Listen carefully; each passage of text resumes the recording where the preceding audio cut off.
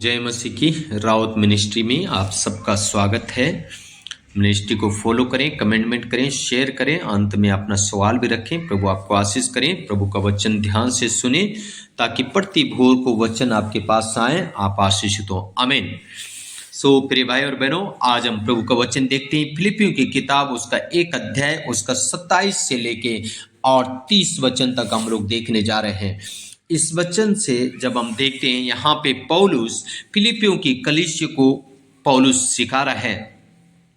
अब पौलुस कह रहे हैं, केवल इतना करो कि तुम्हारा चाल चलन मसीह के सुसमाचार के योग्य हो, कि चाहे मैं आकर तुम्हें देखूं चाहे ना भी आऊं, तुम्हारे विषय में यही सुनूं कि तुम एक ही आत्मा में स्थिर हो और एक चित्त होकर सुसमाचार के विश्वास के लिए परिश्रम करते हो। आमीन। पौलुस कलीसिया के लिए एक बात कह रहा है। पौलुस कलीसिया को उत्साहित कर रहा है। पौलुस कलीसिया को कह रहा है, मैं तुम्हारे पास आऊं चाहे ना आऊं। एक तो पहला पॉइंट पौलुस कहता है, तुम्हारा चाल चलन सुसमाचार के योग्य हो। और दूसरी बात पौलुस कहता है,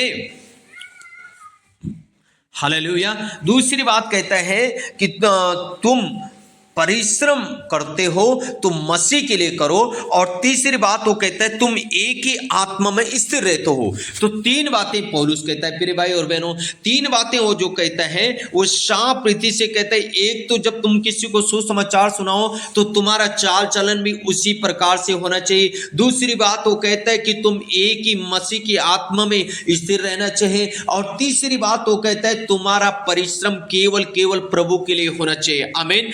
मेरे भाई और बहनों, आज हमारा जो परिश्रम है वो किसके लिए है? क्या हम प्रभु के सुसमाचार के योग्य चाल चलन हमारी है? दूसरी बात, क्या हम प्रभु के ऊपर विश्वास में एक ही आत्मा में स्थिर हैं? और तीसरी बात, क्या हम प्रभु के सुसमाचार सुनाने के लिए परिश्रम कर रहे हैं? मेरे प्रिय भाई और बहनों, आज ये सच है, हम जो परिश्रम करते हैं वो सुसमाचार सुनाने के लिए नहीं करते। परिश्रम तो केवल हम अपने लिए करते हैं। यह सत्य है, हम अपने लिए परिश्रम कर रहे हैं। आज अपना घर बनाने के लिए, अपना नाती पोतों के लिए, बाल बच्चों के लिए रखने के लिए, उनके लिए हम बहुत कुछ इकट्ठा करना चाहते हैं, उनके लिए हम परिश्रम कर रहे हैं। लेकिन प्रिय भाई और बहनों, क्या हम परमेश्वर के लिए कुछ इकट्ठा कर रहे हैं? क्या हम परमेश्वर के सुसमाचार सुनाने के लिए कुछ कार्य कर रहे हैं? क्या परिश्रम आज हम परमेश्वर के लिए कर रहे हैं? यह बहुत बड़ा इंपॉर्टेंट भाग है प्रिय भाई और बहनों। इसलिए पौलुस कहता है 3:28 पद में, और किसी बात की विरोधियों से भय नहीं खाते। पौलुस कहता, हम किसी विरोधी का भय नहीं खाते। ये उनके लिए विनाश का स्पष्ट चिन्ह है। जो भय खाते हैं, जो डरते हैं, वो विनाश की ओर जा रहे हैं। लेकिन हम नहीं डरते, परंतु तुम्हारे लिए उद्धार और परमेश्वर की ओर से है। रगलबा उडगन मठका रक दीन मकथा रलबशा। प्रिय भाई और बहनों, क्योंकि मसीह के कारण तुम पर यह अनुग्रह हुआ कि ना केवल उस पर विश्वास करो पर उसके लिए दुख भी उठाओ। कितनी बड़ी बात कहता है पौलुस। पौलुस कह रहे हैं, सुसमाचार सुनाने के लिए दुख उठाओ, क्योंकि मसीह के कारण तुम्हारे ऊपर अनुग्रह हुआ है। अनुग्रह के साथ तुमने विश्वास किया है, अब विश्वास के साथ दुख भी उठाओ। कौन है भाई आज जो दुख उठाना चाहता है? कौन है जिसको 1000 रुपये कमाई है और 1000 रुपये कमा के 500 अपने लिए रख रहा है, 500 सेवा के सुसमाचार के लिए दे रहा है? कोई ऐसे दुख उठाने वाला व्यक्ति आज?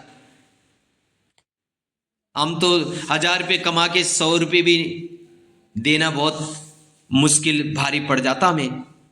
हम तो 10वां से नहीं दे सकते हैं, तो दुख कहां उठाएंगे? ये दुख उठाना हो सकता है शरीर में, फाइनेंस में, समाज में, किसी भी प्रकार का। अगर आप मसीह में आके अगर आप सुसमाचार के लिए दुख उठा रहे हैं, प्रभु की सेवा करने के लिए दुख उठा रहे हैं, तो ये मेरे प्रिय भाई और बहनों, आपके लिए बड़ी सौभाग्य की बात होगी।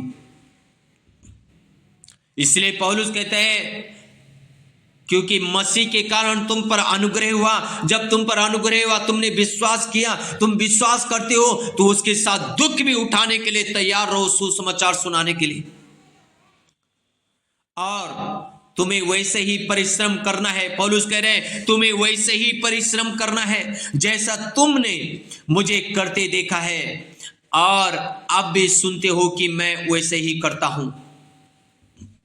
प्रिय भाई और बहनों, पौलुस ने जो कुछ भी परिश्रम किया, जो कुछ भी दुख उठाया, मसीह यीशु के लिए उठाया, मसीह यीशु के लिए परिश्रम किया। अगर आज आप दुख उठा रहे हैं, अगर आज आप परिश्रम कर रहे हैं, तो आप किसके लिए कर रहे हैं? बहुत इंपॉर्टेंट भाग है। इसलिए मेरे प्रिय भाई और बहनों, अगर हम परिश्रम करें तो प्रभु यीशु मसीह के लिए परिश्रम करें, दुख उठाएं, प्रभु यीशु मसीह के लिए दुख उठाएं, और ये हमारे लिए बड़ी सौभाग्य की बात होगी और इसका बड़ा प्रतिफल आपको स्वर्ग में मिलेगा। हालेलुया। रगाधीना मखाथुरी अलाबा शबला बला। मेरे प्रिय भाई और बहनों, मैंने जैसे शुरू में कहा, हमारा चाल चलन सुसमाचार सुनाने के योग्य हो, हम एक ही आत्मा में स्थिर हो, हम दोनों में ना चलें, दोनों में पांव ना रखें, एक ही नो में अपना पांव रखें ताकि आप पार हो। तीसरी बात, आप परिश्रम करें, प्रभु यीशु मसीह के लिए परिश्रम करें। एक आत्मा जीतने के लिए शायद आपको दुख उठाना पड़े। प्रिय भाई और बहनों, आप दुख उठाएं, इसका बहुत बड़ा प्रतिफल आपको एक दिन स्वर्ग में मिलेगा, बहुत बड़ा प्रतिफल मिलेगा।